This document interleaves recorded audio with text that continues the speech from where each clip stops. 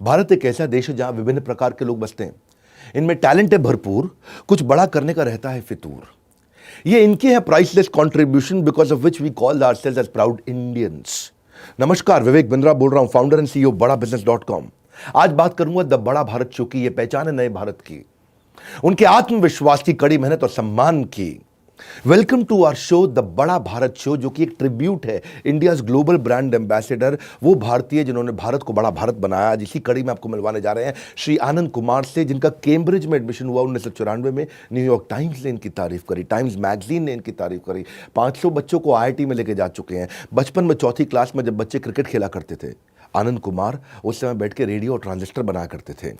स्वागत करते हैं श्री आनंद कुमार का द बड़ा भारत शो में। आनंद कुमार जी, आपका बहुत बहुत स्वागत है बड़ा भारत शो में। आपकी सिंप्लिसिटी के विषय में सब लोग जानते हैं। रिक्शे वाले के बच्चे को, हलवाई के बच्चे को, सबको आपने पढ़ाया। पढ़ाने में आपने ऐसा क्या किया जो आपके पढ़ाए रिक्शे वाला बच्चा भी IIT में पहुंच गया, और बाकी जगह हम देख रहे हैं दिल्ली मुंबई में वो रिजल्ट स्कूल कॉलेजेस प्रोड्यूस नहीं कर पा रहे हैं। देखिए, भारत जो आपने बड़ा भारत की परिकल्पना की है, उसमें प्रतिभाओं की कमी नहीं है। बहुत हमने गांव में, देहात में ऐसी प्रतिभाओं को देखा जो धारा के विरुद्ध बहते हुए, हवा का रुख मोड़ते हुए, पत्थर का सीना फोड़कर दिखा सकते हैं कि भारत सच में बड़ा भारत है। लेकिन जरूरत इस बात की कि ऐसे प्रतिभाओं को सिर्फ एक प्रश्रय देना होता है, एक उनको रास्ता दिखाना होता है, उनमें उत्साह भरना होता है, जो काम आप भी कर रहे हैं और ना जाने कितने लोगों की जिंदगियां बदल दी आपने भी। तो इस तरह से मैंने भी बच्चों को, उनको पढ़ाने का, उनको समझाने का, उनमें एक उम्मीद जगाने का काम किया, उसमें ये बताने का काम किया कि तुम भी 5 स्टार होटलों जैसे जो बड़े बड़े स्कूल्स हैं उनमें पढ़ने वाले बच्चों को तुम भी परास्त कर सकते हो। बस ये उम्मीद जगाने की जरूरत। वैसे तो कहा जाता है कि convert your anger into resolution, अपने गुस्से को एक संकल्प में बदल देना चाहिए। आप बड़े शांत स्वभाव के व्यक्ति हैं। फिल्मों में तो ऋतिक रोशन के रोल से दिखाई पड़ा ऐसा कि जैसे थोड़े मिठास भी है जीवन में, थोड़ा जोवियल भी हैं, लेकिन कभी इस तपस्या के दौरान आपको गुस्सा भी आया? अब बहुत बार गुस्सा आया, बहुत बार बिना मेरी गलती के लोगों ने दबाने का प्रयास किया। लोगों ने प्रयास किया कि इसकी जो यात्रा है उसको समाप्त कर दो, इसको बदनाम कर दो, इस पर हमले कराओ, इसको बदनाम करो। बहुत बार ऐसे आता है, लेकिन बाद में तो यही लगता है कि हमारे पिताजी बोलते थे कि गुस्सा मत करना बेटा, इसको पॉजिटिव लेना, क्योंकि तुम्हारे लाइफ में जितनी समस्याएं आएंगी, सफलता की ऊंचाई उतनी बड़ी होगी। जितना बड़ा विलेन आएगा उतना बड़ा तुम हीरो बनोगे। तो इसी सिद्धांत को मानकर मैंने गुस्सा को दबा के पॉजिटिव काम करने का प्रयास किया। हाँ, ठीक बात है। मैंने आपका एक डायलॉग सुना था जहाँ बोले कि भाई इन्होंने, बड़े बड़े लोगों ने अपनी सड़कें तो मखमली बना दी और हमारी सड़क में गड्ढा डाल दिया, पर वो गड्ढे ने हमको छलांग मारने का प्रैक्टिस करा, सिखा दिया हमको कि भाई छलांग भी आप मार सकते हैं। मैं सच्चाई के रास्ते पे चलते चलते, जहाँ आपने सच्चाई के रास्ते पे इतनी मेहनत तपस्या करी, कभी झूठ का भी सहारा लेना पड़ा आपको? लेना पड़ता है, क्योंकि आपको अगर सच्चाई के रास्ते पर चलिए तो कभी कभी कोई ऐसा जरूरतमंद व्यक्ति है जिसमें कम प्रतिभा है, जिसमें विश्वास कम है, तो उसके साथ झूठ भी बोलना पड़ता है, उसको झूठी उम्मीद दिलानी पड़ती है, उसको झूठी कहानियां भी सुनानी पड़ती है। लेकिन उस झूठ का बहुत बड़ा फायदा मिलता है, उसमें चेंज आता है और वही झूठ बाद में सत्य में परिवर्तित हो जाता है। तो इसलिए मैं मानता हूं कि वैसे झूठ जिससे किसी की जिंदगियां बदले, जिससे किसी का फायदा हो, बोलना चाहिए। आपने बोला जिंदगी बदले, फ़ायदा हो, बोलना चाहिए, यानी कि बड़े पर्पस के लिए आपने उसका सहारा लिया, लोगों को आपने फ़ायदा पहुंचाया, उनकी ज़िंदगी बदली, अब सब जानते हैं, इसमें कोई शक की बात नहीं है।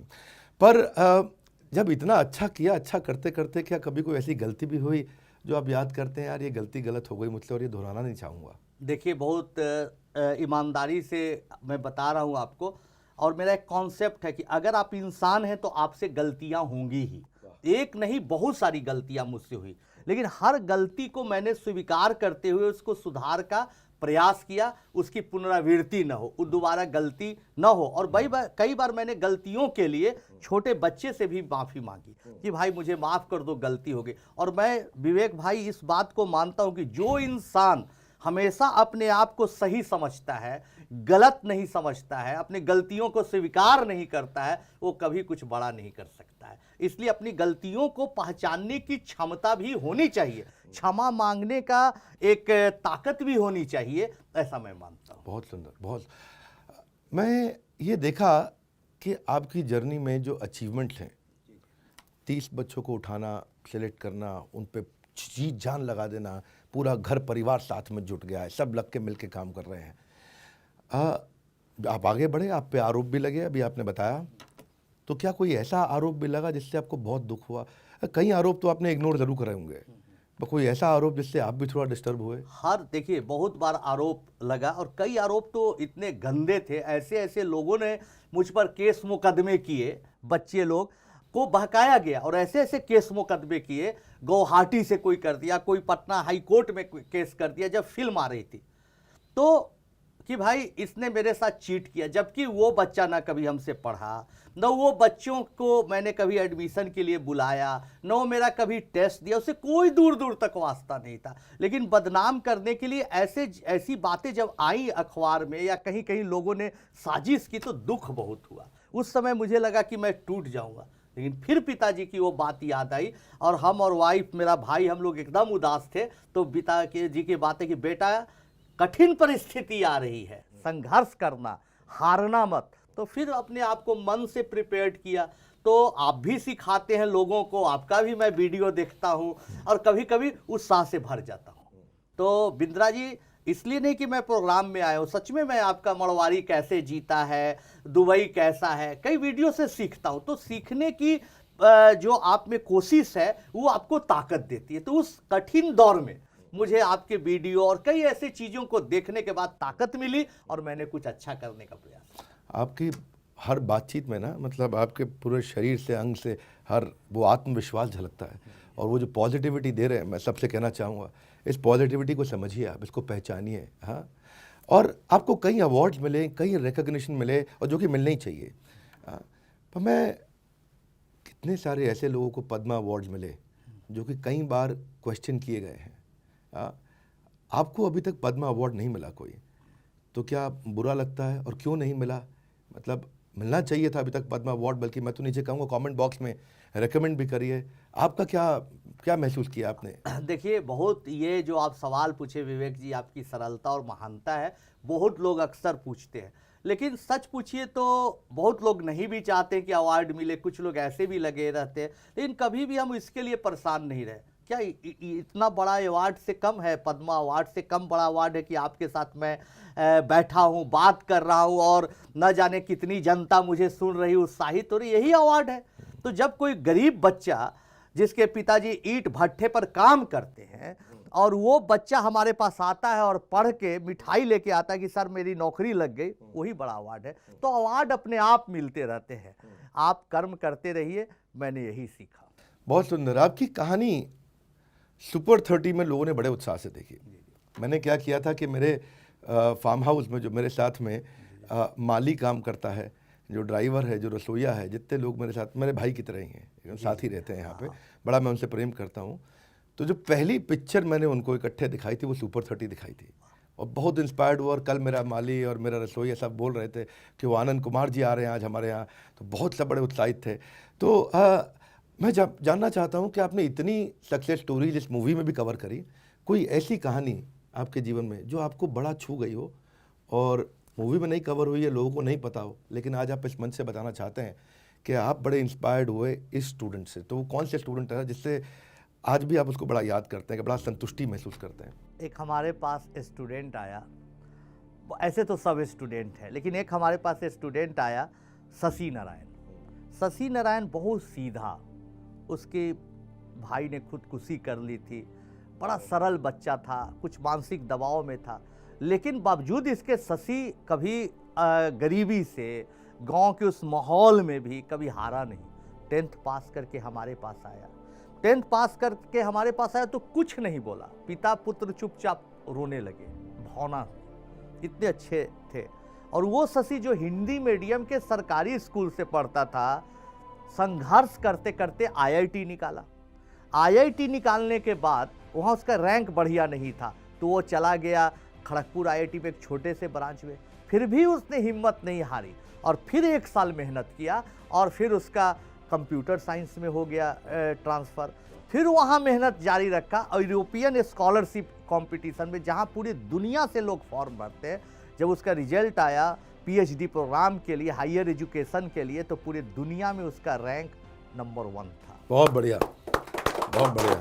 ये हिंदी मीडियम का बच्चा यूरोपियन स्कॉलरशिप में लंदन में, और हिंदी मीडियम का बच्चा एक ब्रिटिश लेडी से शादी भी कर लिया, प्यार मोहब्बत से।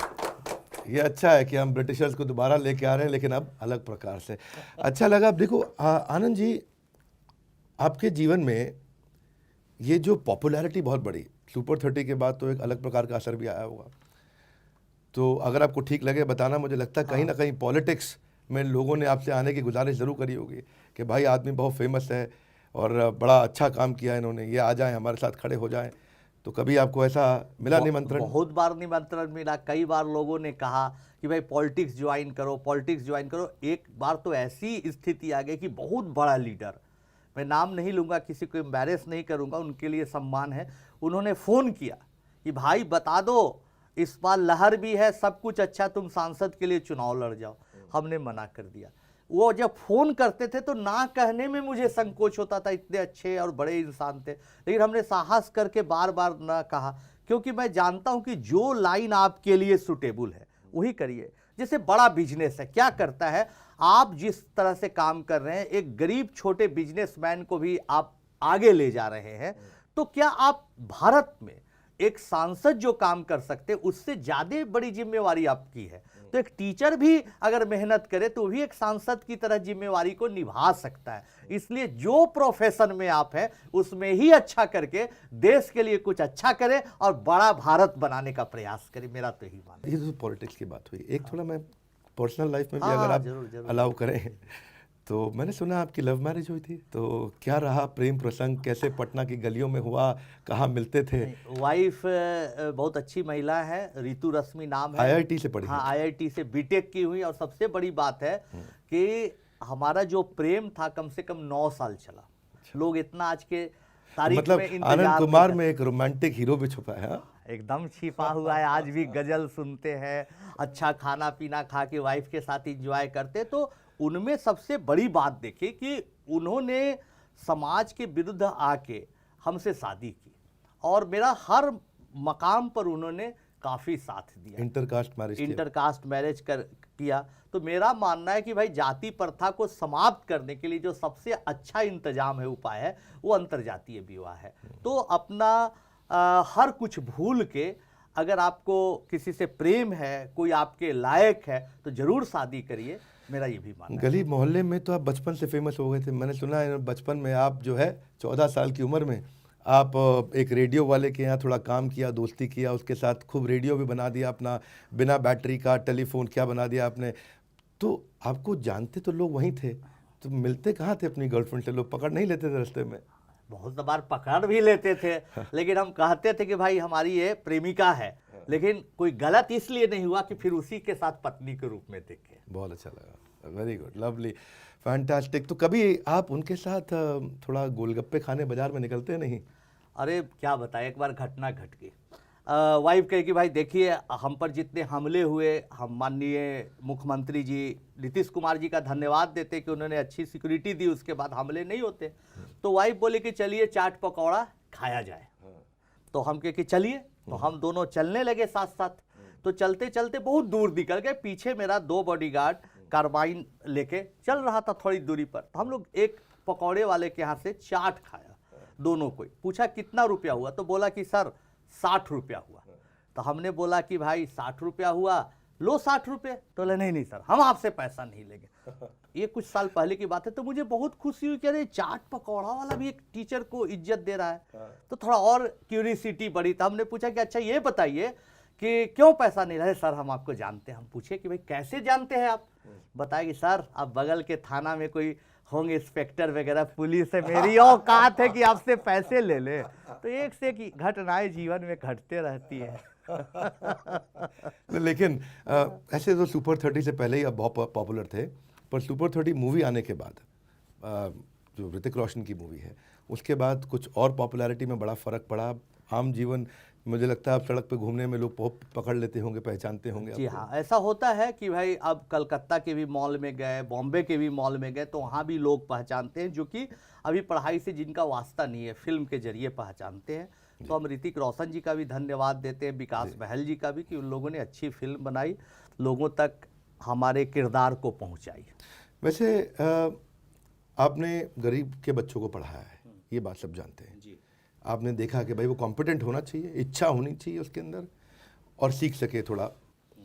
आपने कभी फंडिंग तो लिया नहीं, जी कोई फंड रेजिंग किया नहीं। जी। मेरे ख्याल है डेट इक्विटी दोनों दृष्टिकोण से आप पीछे ही रहे उससे। तो कभी पैसे की कमी होती है तो कैसे इंतजाम करते हैं? नहीं, मैं अपने भाई प्रणव का बहुत शुक्रगुजार हूँ। मेरा भाई इसलिए ज़्यादा मैं नहीं बोलूँगा, लेकिन जब भी पैसे की कमी हुई तो कहीं ना कहीं से कुछ ट्यूशन का इंतजाम करके या कुछ करके उसने जुगाड़ पानी किया और पैसा लाया ताकि ये प्रोग्राम रुक ना पाए। तो इसमें मेरा भाई प्रणव का अगर सहयोग नहीं रहता तो शायद ये प्रोग्राम इतना नहीं चला। आप सबसे तो मैं कहूँगा इनके भाई प्रणव को भी आप बधाई दीजिए, धन्यवाद करिए, क्योंकि क्या पूरा परिवार इनका साथ में लगा रहा है। पर मैं एक बात जानना चाहता हूँ, इतने स्कूल हैं, इतने कॉलेज हैं, सब पढ़ाते हैं, सबके पढ़ाने का एक अपना तरीका है। आज थोड़ा ज़माना बदल गया, आज माइक्रो एंटरटेनमेंट का ज़माना आ गया। टिकटॉक ने एक सर्वे किया था, उनका सर्वे कहता है कि वीडियो 20 सेकंड के अंदर हो तो बहुत चलेगा, 20 सेकंड के ऊपर नहीं होना चाहिए, यानी कि माइक्रो एंटरटेनमेंट। वो समय नहीं रहा कि वो बकरा किश्तों पे और लंबा लंबा वीडियो आता था, अब तो 20 सेकंड में हंसा दो भाई तो मानेंगे आपको।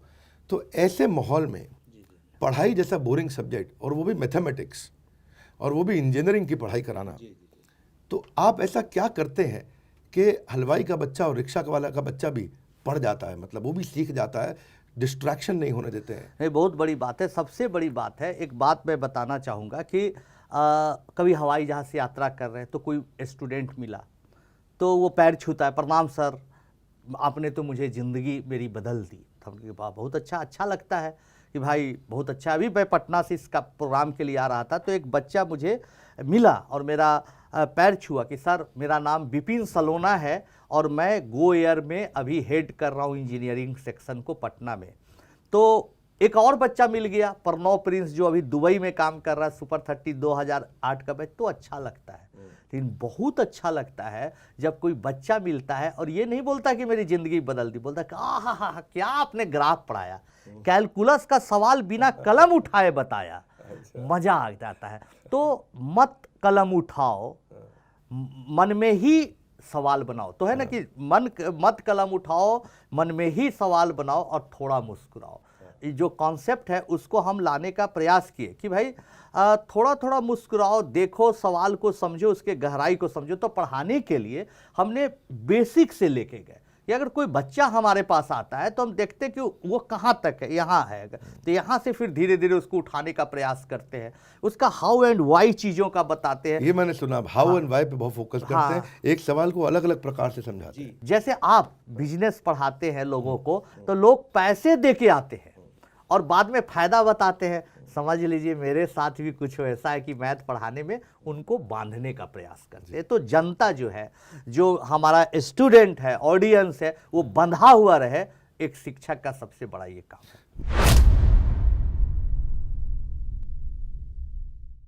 अजीब सी बीमारी जिसको बोलते हैं एकॉस्टिक न्यूरोमा, और डॉक्टर कहते हैं कि भाई 10 साल से ज़्यादा आपका जीवन नहीं रहेगा। टीचर्स को आप क्या सुझाव देना चाहते हैं कि हमारे देश के टीचर क्या गलतियां करते हैं? मेरी नज़र में इज्जत तो आपके लिए बहुत है, लेकिन मैं एज ए एंटरप्रेन्योर आपको अभी भी कमज़ोर देखता हूँ। आप उनको क्या सुझाव देना चाहते हैं? एक्सपीरियंस, फॉर्मूला, मंत्र, ये वो हमेशा मजबूत बना रहे।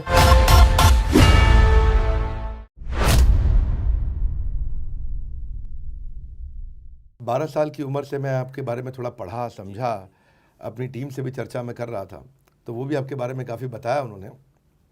तो बचपन में मैंने एक जगह महसूस किया कि आपके मास्टर जी ने शिकायत भी करी पिता से कि यार ये गणित में लड़का ठीक नहीं है, पास हो जाए बहुत मुश्किल लग रहा है। और बाद में जो है आपका गणित के ही आप सुपर स्पेशलिस्ट भी बने, और एक जगह कोई टीचर जी थे, ऐसे एक मास्टर जी थे जिनको आपने कोई अलग प्रकार से बड़ा उत्तर दे करके दिखाया था। तो मैं थोड़ा वो जानना चाहता हूँ कि मैंने बहुत अच्छा सवाल पूछा। देखिए दोस्तों, दरअसल में ऐसी बात है कि जहाँ अभी बड़ा बिजनेस भी सिखाता है आपको कि आप जीवन में एक लिस्ट बनाइए कि आप कहाँ, आपका वीकनेस क्या क्या, उसी पर सबसे ज़्यादा फोकस करिए। मैंने आपके वीडियो में देखा, और कई चीज़ें लाइफ में ऐसी होती है विवेक जी कि आप कुछ कर रहे हैं, हम कुछ कर रहे हैं, आनंद महिंद्रा साहब कुछ कर रहे हैं, कोई और सक्सेसफुल इंसान कुछ कर रहा है, तो कई चीज़ें जाने अनजाने में कॉमन होती हैं।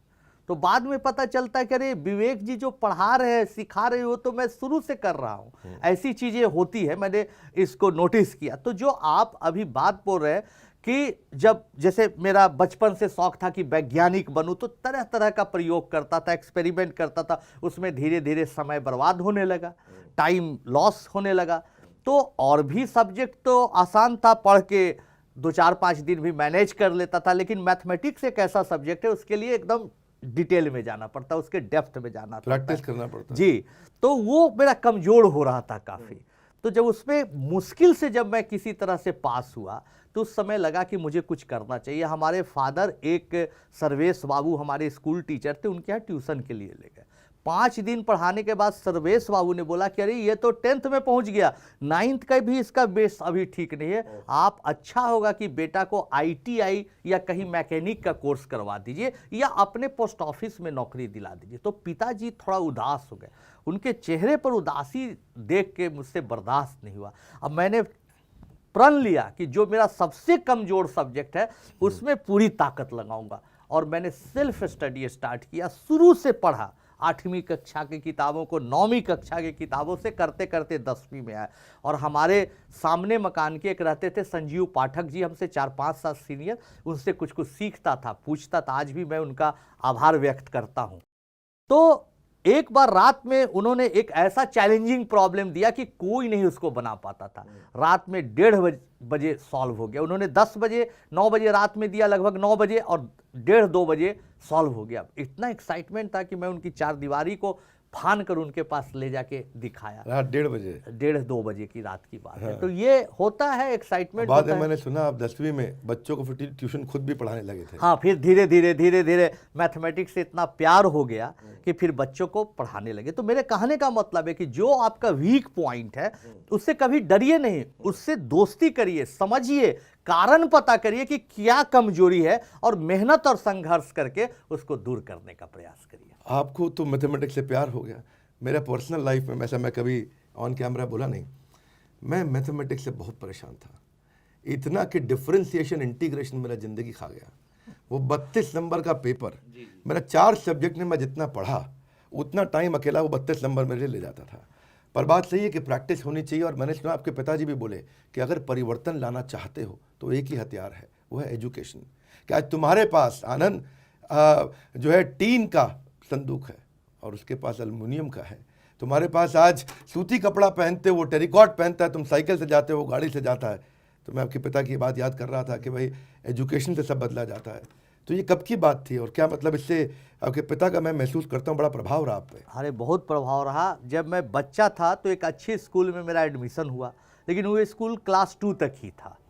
उसके बाद बड़े स्कूल में पैसे के अभाव में मैं नहीं जा पाया। तो पिताजी क्या करते थे कि बहुत दूर 8-9 किलोमीटर की दूरी पर था घर से स्कूल, तो सब लोग उस जमाने में फिएट और एम्बेसडर कार से ले जाते थे अपने बच्चों को।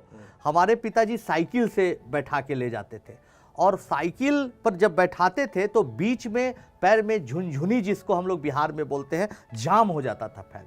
तो पिताजी को हम बोलते थे, पिताजी अब पैर जाम हो रहा है, तो फिर नीचे उतारते थे, थोड़ा चलाते थे, फिर ख़त्म होता था तो बैठाते थे। और मैं बोलते बहुत इमोशनल हो रहा हूँ कि वो गाना सुनाते थे, भर रास्ते गाते हुए कुछ न कुछ गाना सुनाते थे। क्या तो गाना उस सुनाते थे? गाना उनका फेवरेट था कि रुक जाना नहीं तुम तुम हार के। कभी कभी रोमांटिक गाना भी सुनाते थे, ओ बसंती पवन पागल, जाने कहाँ गए ओ दिन, एक प्यार का नगमा है उनका, बड़ा फेवरेट गाना था, और वो इंस्ट्रूमेंट पर भी बजाते थे वो गाना। तो बहुत मेरा प्रभाव रहा, और वो ही सिखाते थे कि बेटा देख यहाँ बड़े बड़े लोग हैं, लेकिन ये लोगों से निकलने का आगे एक ही तरीका है, वो मेहनत। 2 चीज़ बेटा अगर तुम्हारे जीवन में आ गया, कोई तुमको हरा नहीं सकता है, एक हार्ड लेबर, एक गुड बिहेवियर। कभी बिहेवियर खराब मत करता। झुके रहना, प्रणाम करना सब लोगों को। और पिताजी एक संस्कृत का श्लोक हमेशा बोलते थे, मधुरम वचनम किम दरिद्रम। वाह। इसलिए हमेशा मधुर बात बोलो, किसी का दिल मत दुखाओ। तो ये पिताजी से ही सीखा। आनंद जी, ये इतने संघर्षों से अब निकल के 2014 आ गया। हमने सुना कि आपको एक अजीब सी बीमारी जिसको बोलते हैं एकॉस्टिक न्यूरोमा, ये एक नॉन कैंसरस ट्यूमर होता है और डॉक्टर कहते हैं कि भाई 10 साल से ज़्यादा आपका जीवन नहीं रहेगा। और पर आपका उत्साह देख करके, आपका चेहरे की मुस्कुराहट देख के, आपकी एनर्जी देख के कुछ अलग ही प्रतीत होता है। कैसा महसूस हुआ उसको देख के और कैसे निपट रहे हैं, और आज सेहत कैसी है? नहीं, बहुत अच्छी सेहत है। दरअसल में क्या हुआ कि 2014 में जब इसी दिल्ली शहर में मैं इलाज के लिए आया था, पटना में पता नहीं चल रहा था कि क्यों आवाज़ कम आ रही है दाहिने कान से, सुनाई कम दे रही है। तो जब मैं आया तो राम मनोहर लोहिया अस्पताल में पहली बार एक डॉक्टर ने कहा कि भाई आपको एक ट्यूमर है ब्रेन में। तो मैं बहुत डर गया था और कहा कि 10 साल तो आपको कुछ नहीं होगा, उसके बाद का भरोसा नहीं। फिर मैं गया हिंदुजा अस्पताल में, वहाँ एक अच्छे डॉक्टर मिले, मिश्रा जी, बीके मिश्रा साहब, मैं उनका धन्यवाद देता हूँ। उन्होंने अच्छे से ट्रीटमेंट किया और अभी चीज़ें अंडर कंट्रोल हैं। तो शुरुआती दौर में लगता है, लेकिन आदमी को यही है कि आपके साथ मुसीबतें हैं, समस्याएं हैं, तो उन समस्याओं के साथ जीते हुए कैसे आगे बढ़ सकते हैं, इसके लिए हमेशा उपाय खोजते रहना चाहिए। एक सेल्फ मोटिवेटेड पर्सनालिटी है। अच्छा, मैं अब आपके पढ़ाने के तरीके पे एक बात पूछना चाहता हूँ। इतना टीचर लोग भी इसको देख रहे हैं और जो स्टूडेंट देख रहे हैं, टीचर्स को भी शेयर करिएगा कि टीचर शिक्षक कैसा होना चाहिए। शिक्षक के आज इस जीवन को, जो उनकी जो पर्सनालिटी और जो रुतबा होना चाहिए था, जो चाणक्य पंडित ने इस्टेब्लिश किया चंद्रगुप्त मौर्य को खड़ा करते हुए, वो आज कहीं दबा हुआ महसूस हुआ और उसको वापस आपने उठाया। मैं आपको इसका श्रेय देना चाहता हूँ। मैं भी एक शिक्षक हूँ, बहुत सिखाता पढ़ाता हूँ, लोगों को फ्रेमवर्क देता हूँ, फार्मूलाज देता हूँ, बड़ी स्ट्रैटेजीज बताता हूँ और आसान कर देता हूँ उनको बिजनेस। जो तुम Harvard, Stanford, Wharton, INSEAD, London school of business से पढ़ रहे हो, वो तुमको इंडिया में सिखाएंगे और इतना आसान कर देंगे। लेकिन मैंने सुना आपका कोई एक ये रिक्की भोलू फार्मूला है। ये रिक्की भोलू फार्मूला क्या है? जरा मैं बताइए जरा, ये रिक्की भोलू। नहीं, बहुत अच्छा आपने सवाल किया। रिक्की भोलू जो फार्मूला है वो है कि 2008 में जब हमने महसूस किया कि कुछ बच्चे डर रहे पढ़ाई से, कि नहीं सर मुझसे नहीं हो पाएगा, अब छोड़ दीजिए सर, अमीर बच्चों के ये कहानी हो सकती है IIT करना। तो हमने 2 कैरेक्टर बनाए, एक भोलू का और एक रिक्की का। रिक्की को दिखाया कि अमीर घर का लड़का है, सूटेड बूटेड है, अच्छा खाना खा रहा है, मोटर गाड़ी से घूम रहा है, जबकि भोलू बेचारा साइकिल से चल रहा है, काम चलाऊ कपड़ा पहन रहा है, किसी तरह से खाना पीना खा रहा है। तो हम पूरी पढ़ाई को मल्टीमीडिया प्रोजेक्टर, समय के साथ बदलाव लाना ही अपने आप में सबसे बड़ा सत्य है। तो मल्टीमीडिया प्रोजेक्टर पर लाया उसको पूरा, और उसको लाने के बाद उसमें दिखाया कि एक सवाल आता है, तो बच्चों को मैं कहता हूं कि बनाओ, तुम बना के दिखाओ। तो बच्चा से कुछ देर बाद मैं कहता हूं कि देखो ये सवाल सबसे पहले रिक्की बनाया, और उसका एक जनरल सॉल्यूशन देता हूं जो आम लोग बनाते हैं। फिर उसी सवाल को मैं क्या करता हूं कि दूसरे मेथड से, तीसरे मेथड से, चौथे मेथड से, 5, 6, 7, 8 मेथड से बनाता हूं। फिर उस सवाल को जनरलाइज करता हूं, सिमिलर प्रॉब्लम बनाता हूं। ये कौन बनाता है? भोलू बनाता है। और भोलू ऐसा बनाने के बाद रिक्की को कहता है, बता पढ़ाई पैसे से होती है या उत्साह से होती है? तो भोलू और रिक्की के स्ट्रगल की कहानी होती है, और बार बार भोलू जीतता है, जिससे बच्चों के मन में एक विश्वास आता है कि मैं भोलू हूं, गरीब होने के बाद भी इतिहास लिख सकता हूं। इसका मतलब पहले आप उसका बिलीफ बदल देते, उसकी मानसिकता ठीक होगी तो वास्तविकता ठीक होगी, है कि नहीं? तो वो जो मेंटल स्टेट आप उसका बिल्ड करते हैं। वैसे एक फिल्मी डायलॉग शोले मूवी में हुआ करता था कि मेरे जासूस हर जगह फैले हुए हैं, कहीं जेल की बात होती थी, ऐसा है। तो ऐसे ही आपके स्टूडेंट भी इस समय पूरी दुनिया में फैले हुए हैं। अच्छा लगता है उसको देख करके। ये कारवां बड़ा, बहुत बड़ा, लेकिन अभी भी मेरी नज़र में इज्जत तो आपके लिए बहुत है, लेकिन मैं एज ए एंटरप्रेन्योर आपको अभी भी कमज़ोर देखता हूँ। और मैं मानता हूँ उस पर भी आप ज़रूर इम्प्रूवमेंट कर रहे हैं, मैंने सुना उसके बारे में। इसको स्केलेबल मॉडल अब कैसे बनाया जाए? क्या आप इसके लिए कोई टेक्नोलॉजी ला रहे हैं? क्या आप इतने साल हो गया सुपर 30, लोग समझ गया कि आप एक अंडर प्रिविलेज्ड की मदद कर रहे हैं, आप एक अंडर सर्व्ड कैटेगरी को आपने बहुत अच्छा सर्व किया है। हाँ, पर ये अंडर सर्व्ड कैटेगरी बहुत बड़ी है, तो टेक्नोलॉजी को लेकर के कहते हैं ना कि भाई टेक्नोलॉजी से आप स्केल ला सकते हैं। मैंने सुना तो है कि इसमें आप कुछ काम करना शुरू किया है, तो थोड़ा इस पे। बहुत अच्छा बोला, कुछ तो आपसे भी सीखेंगे, सवालों का जवाब जानेंगे और अपने आप को इम्प्रूव करेंगे। लेकिन अभी बहरहाल पिछले 1.5 साल से मैं लगातार प्रयास कर रहा हूँ। हो सके कुछ टाइम और लगे, 6 महीना साल भर लगे, क्योंकि तैयारी ज़बरदस्त होनी चाहिए ताकि अच्छी चीज़ें सामने आए। तो मैं ऑनलाइन क्लासेस के जरिए, और वो ऑनलाइन क्लास भी थोड़ा अद्भुत हो, सबसे अलग हो, लीक से हटकर इंटरेस्टिंग हो, वीडियो गेम जैसा बच्चा उसमें इन्वॉल्व हो जाए, मैं इस तरह का जरूर क्लासेस के साथ आपके सामने रहूँगा। इसमें मैं आपका सहयोग है, मेरा आपको पूरा, आपको अनकंडीशनल सपोर्ट है। आपको आप जब इसको स्केल करें, जैसा लेके जाएं, आगे इसको बड़ा करें, इसकी बहुत आवश्यकता है इसको बड़ा करने की। और आपने इसमें जो टेक्नोलॉजी का जो रोल है और जो डिजिटली एक्सपैंड करने का रोल है, जो गेमिफिकेशन का रोल है, उसमें हम आपको हमेशा सपोर्ट करेंगे। वैसे आजकल कोविड का टाइम चल रहा है, तो अब तो आपकी क्लासेस भी कम हो रही होंगी, तो आप कुछ ट्रैवल कर पा रहे हैं इस समय आजकल? इसी फ्यूचर प्लान पे लगे हैं या कोई और नहीं, प्रोजेक्ट अभी कर रहे हैं? इसी फ्यूचर प्लान पर लगे हुए, इसको सीख रहे, चीज़ों को समझ रहे हैं, उसका एक क्या बोले पायलट प्रोजेक्ट छोटा छोटा कर रहे हैं। पिछले साल कोविड में हमने ओमान में, कतर में 2 जगहों पर बच्चों को पढ़ाया ऑनलाइन, और बहुत बच्चों ने अप्रिसिएट किया। तो मैं सोचता हूँ कि इसको और भी बड़ा किया जा सकता है। अच्छा, सुपर 30 के दौरान ऐसे तो आप शिक्षक हैं, मुझे लगता है ऋतिक रोशन भी आपके स्टूडेंट बने, आपको उन्होंने काफ़ी क्लोजली ऑब्जर्व किया। बहुत मेहनती एक्टर है वो, बहुत बहुत मेहनत करते हैं, और वो आपके नज़दीक आने के लिए, आपके पर्सोना को अडेप्ट करने के लिए उन्होंने बहुत मेहनत, बहुत प्रयास किया। So as a teacher you are certainly excellent, मतलब यू आर सर्टनली मतलब आउटस्टैंडिंग। मेरा आपसे एक सीधा प्रश्न है, आज एजुकेशन सिस्टम में क्या कमी है, और टीचर्स को आप क्या सुझाव देना चाहते हैं कि हमारे देश के टीचर क्या गलतियां कर रहे हैं?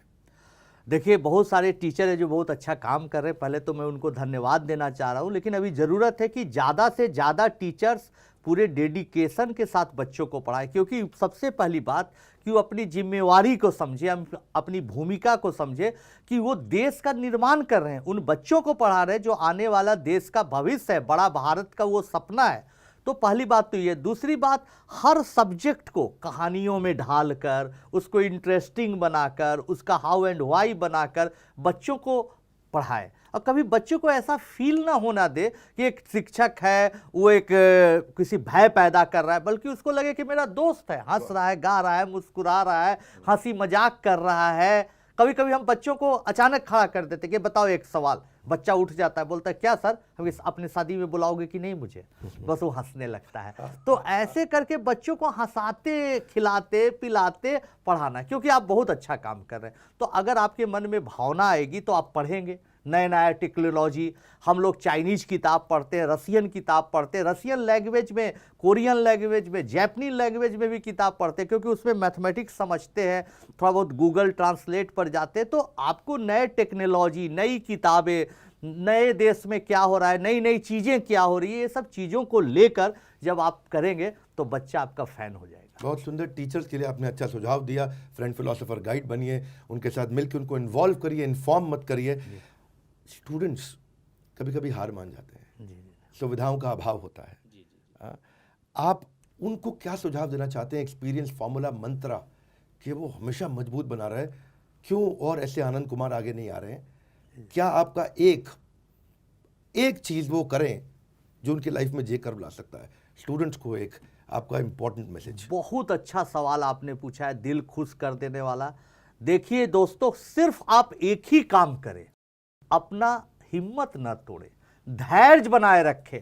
कठिनाइयां आएंगी, मुसीबतें आएंगी, लेकिन फिर भी आप धैर्य बनाइए। लगेगा कि सब कुछ अंधेरा है, अब जीवन में कुछ नहीं बचा, अब मेरा सब कुछ तबाह हो चुका है, लेकिन याद रखना दोस्तों, जीवन में जितनी रात गहरी होती है, अंधेरी होती है, आप सवेरा के उतने करीब होते हैं। इस भाव से पढ़ के देखिए, इस भाव से कुछ करके देखिए, सफलता जरूर मिलेगी और आने वाला कल आप ही का होगा। आनंद कुमार जी, आप एक रियल मोटिवेशनल स्पीकर हैं, और मुझे बहुत आनंद आया, और मैं जानता हूं उस बात को कि लोगों के आप जब कमेंट्स आकर के पढ़ेंगे, लिखिएगा, आनंद जी से बात करिएगा, आपसे मैं आपको कमेंट शेयर करूंगा।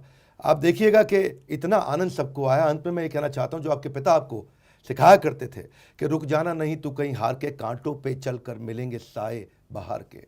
हमें पता है आप नहीं हारेंगे, आप नहीं रुकेंगे, भारत का नाम और ऊंचा करेंगे। आप एक ग्लोबल एम्बेसडर हैं हमारे देश भारत के, सुपर 30 के आनंद कुमार। और ऐसी कई कहानियां जो भारत को संपूर्ण बनाती हैं, जिसने भारत को बड़ा भारत बनाया, कभी हार ना मानने की आदत ही आपको एक दिन जीत का बड़ा कारण बनाती है। जब हौसले बना लिए ऊंची उड़ान का, तो फिर देखना फिजूल है कद उस आसमान का। इस सोच के साथ मिलेंगे हम आपसे अगली नई पावरफुल पर्सनालिटी के साथ। अभी आपके लिए 2 प्रार्थना मेरी।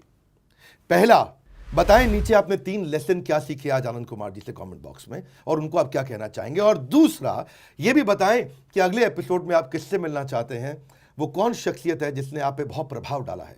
नीचे हमारे को कमेंट बॉक्स में बताइए, जिस पर सबसे ज्यादा वोट आएंगे।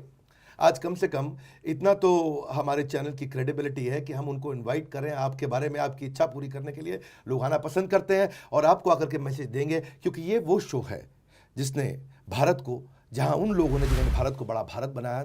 इस वीडियो को शेयर करिएगा, यकीन मानिए ऐसी इंस्पिरेशनल स्टोरीज आनंद जी की, और हमारे साथ जुड़े रहने के लिए, हर बार इन वीडियोस को आके वापस देखने के लिए, वर्ल्ड का नंबर 1 एंटरप्रेन्योरियल यूट्यूब चैनल बनाने के लिए आप सबका हृदय की गहराई से प्रेम पूर्वक बहुत बहुत धन्यवाद। आप एक बच्चा होते हुए इतना बड़ा हीरो बने। कभी कभी टीचर्स को ऐसा लगता है यार ये तो मुझसे भी ज़्यादा जानता है, इसके सामने टीचर ही बोलने में घबरा जाता है। मैं सोचा कि आदमी इंटेलिजेंट जन्म से होता है कि कर्म से होता है। कभी आपको लगता है कि आगे चल के पॉलिटिशियन भी बनूंगा और देश को बदलूंगा? 5-6 साल के थे, 4 साल के थे, 3 साल के थे, तब तो आप टेलीविजन पे बहुत आए, पर कई सालों से आप थोड़ा हिडन हो गए। कहाँ बिजी थे आप इतने समय तक?